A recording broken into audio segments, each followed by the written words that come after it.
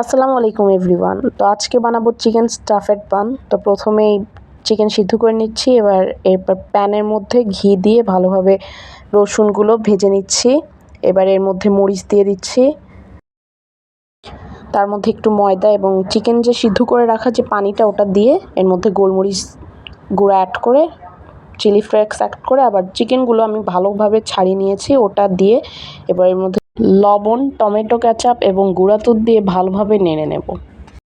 ময়দা, একটি ডিম, লবণ, চিনি, ইস্ট এবং কুসুম গরম পানি দিয়ে একটি ডো তৈরি করে নেব।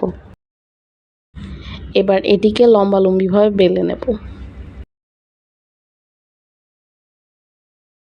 তৈরি করে রাখা পুর সেটা রুটির মাঝ বরাবর দিয়ে ফোল্ড করে দেব ভিডিওতে দেখানো পদ্ধতিতে। এবার 3 ভাগে ভাগ করে নেব।